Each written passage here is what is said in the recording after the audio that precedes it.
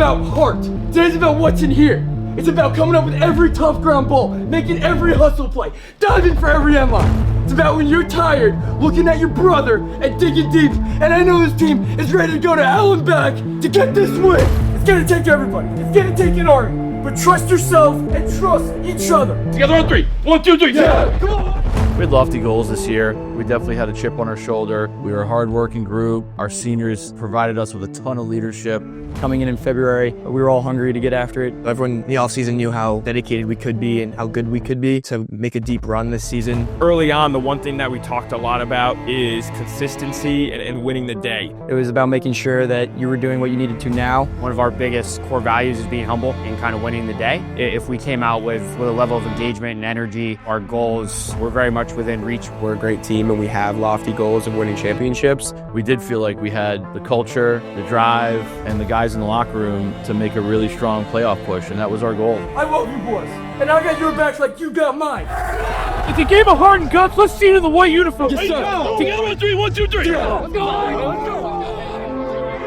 We started out the season 7-0. We were very motivated and excited to be back out on the field. We realized that we had the tools in this locker room to be a really, really successful team. At that moment, we knew that we could do some damage here. Just the energy we have when we're really playing well on the field is just absolutely infectious. You know, when we make a big play, our bench is kind of running on the field, giving each other high fives, getting really loud, and I just think that shows not only how close we are on the field, but off the field. Obviously, our strong start was electric.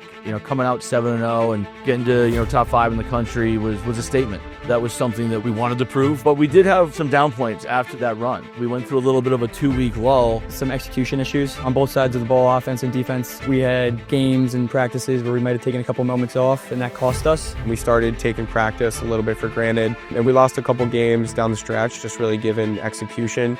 We have to be way smarter. All right, the good news is we just played the worst quarter of the year. I'm only down by 3 goals. That's the good news. All right, the bad news is we don't fix it, it's going to get a lot worse. We had to look ourselves in the mirror and kind of figure some things out internally. We had to challenge our group to be better, and we walked out of that meeting renewed. That moment at that meeting was just a very good reset. By having those conversations off the field, we were able to look at that adversity dead in the eye and kind of take it and walk through the storm together and come out stronger on the other end. From that moment on, we were able to play really high-level ball throughout the entire season. We never shied away from an opportunity to get better. We bounced back every time, and that's who we are. Iron sharpens iron. A lot of times it's the team that works the hardest and is the toughest that wins those games. Every single guy, top down, really made sure that they brought it every single day, sprinting to the end of lines, jogging in and out of drills. We have all the cliches. We want a bunch of we guys, not me guys. What makes this group of guys different is just how engaged everybody is. This has been the most cohesive lacrosse team I've coached since I've been here. It took a lot of hard work, determination, and it took consistency day in and day out in practice. This is not a business. This is very much a group of 46 guys that are pulling in the same direction. We've had 46 of the toughest guys I know playing Amherst brand of lacrosse, and we've looked at it the entire time with adversity and succeeded every step of the way.